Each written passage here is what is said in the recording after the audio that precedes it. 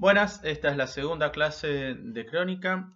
Hoy vamos a arrancar recuperando algo que trabajamos en la clase pasada, que fue la lectura de una secuencia descriptiva del cuento Teddy de Salinger, donde ustedes analizaron y pusieron por escrito diferentes interpretaciones respecto de del tema respecto del cual se estaba hablando en esa secuencia descriptiva. En general hubo tres grandes líneas, una que refería explícitamente a los aspectos literales de esa descripción. Tenía los ojos así y asá, este, se reversionaba lo que estaba en el texto eh, en el original mismo de Salinger.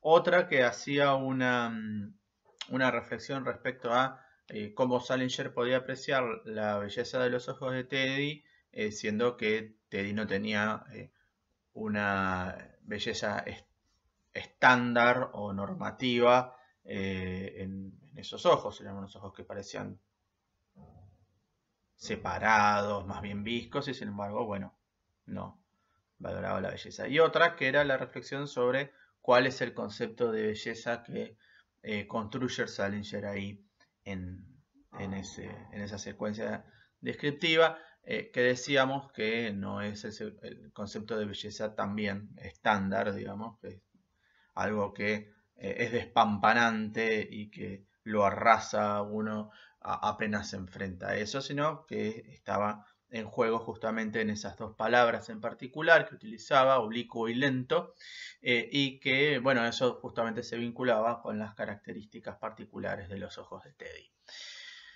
¿A qué viene todo esto? Viene a que, como dijimos en ese momento, más allá de el cuento o el referente directo que tiene una descripción, siempre los textos tienen un tema o hablan de algo más respecto de aquello que está de aquello que es inmediatamente perceptible cuando uno lo lee.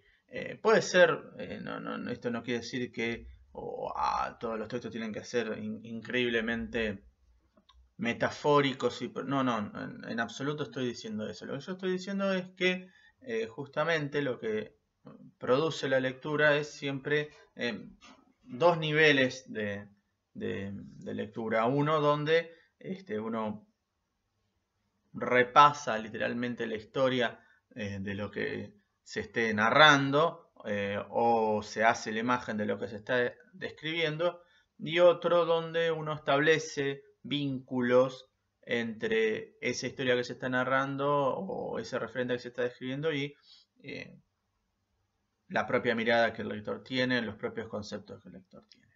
¿Sí? Eso sucede en cualquier tipo de narración. Tomen un modelo clásico de narración muy conocido por todos, que es el relato deportivo. El relator de fútbol, cuando cuenta el partido, está haciendo la crónica del partido en vivo. Es exactamente eso lo que hace cuando dice le pasa al Carlitos, le pasa la pelota a José Luis. Bueno, está narrando el partido en vivo. Está haciendo la crónica del partido en vivo. Bueno, esa crónica siempre tiene características agonísticas. Si no saben qué es el término, lo buscan en Google. Es decir, hay actores en conflicto. En un partido de fútbol, obviamente, los actores, el conflicto está más que claro. Hay gente de un bando y gente del otro, yendo en lados opuestos. Es facilísimo de identificar el conflicto. Entonces, el relator deportivo lo que hace es tomar esa estructura básica de conflicto y agrandarla hasta niveles insospechados y hablar de la heroicidad de los jugadores de fútbol. Cosa con la cual acordamos todos los que nos gusta el fútbol, pero que sabemos que es sencillamente falsa. Fin, es falsa, no son héroes. Son personas que están jugando un juego que nos gusta mirar, nada más. Pero bueno, lo que construye el relator en la crónica, lo que amplifica el relator en la crónica, tiene que ver con cómo justamente le imprime estas características de circenses, digamos, romanas, a lo que es un juego y a la narración de ese juego, ¿sí? Entonces, ese tipo de construcciones que se hacen a través de un texto, en este caso oral, en el caso del texto escrito, nosotros las podemos pensar, las debemos pensar antes de empezar a escribir el texto, ¿sí? Eso forma parte de lo primero que uno tiene que hacer antes de arrancar un texto, ¿sí? ¿Recuerdan cuando hablamos de el borrador, la corrección respecto del contenido, después la corrección ortográfica y después, bueno, ya más o menos ahí tendríamos algo casi final, que de último también lo podríamos revisar de nuevo? Bien, eso era respecto de la elaboración de la transposición. Cuando ya tenemos que empezar a producir un texto propio, ¿sí? A escribir un texto que nosotros somos, cuya autoría es completamente nuestra, y no editar el texto oral de alguien y generar una transposición, ahí hay un paso anterior que hay que hacer antes de empezar a escribir.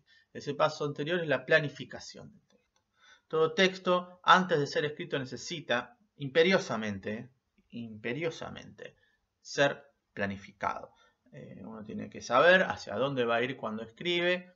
Por eso, como dijimos en un momento, los trabajos en el taller de redacción siempre tienen consignas, y una de las claves para poder construir una escritura propia es saber cómo autoproducirse las consignas uno cuando sale de un taller a donde justamente las consignas se las dan los profesores.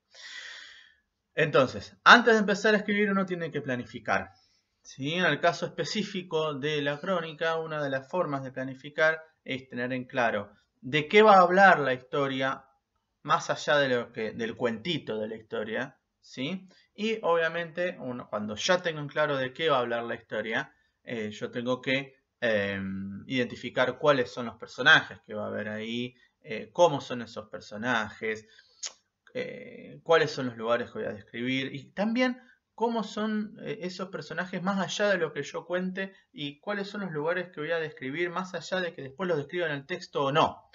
Hay una metáfora que utiliza Hemingway con mucho tino, que es la metáfora del iceberg. Él dice que, más o menos, es una paráfrasis, un texto final es como ver un iceberg arriba del mar. Ustedes sabrán, no sé si es el 90% o el 80%, pero la mayor parte de un iceberg está bajo el agua, no se ve. Bueno, lo mismo pasa con un texto escrito. La mayor parte de la producción del texto escrito no se ve. Y ustedes todos, cuando escribimos, tenemos que lograr que esa parte que no se ve, al menos como que se pueda intuir o imaginar a partir de lo que sí se ve, que es la parte que está fuera del agua, que es el texto escrito. Entonces, la planificación para el texto es fundamental, y ahí vamos a generar un montón de ideas y de trabajo escrito incluso, que después no necesariamente tienen por qué estar en el texto, pero que es fundamental para que después el texto final tenga una densidad razonable.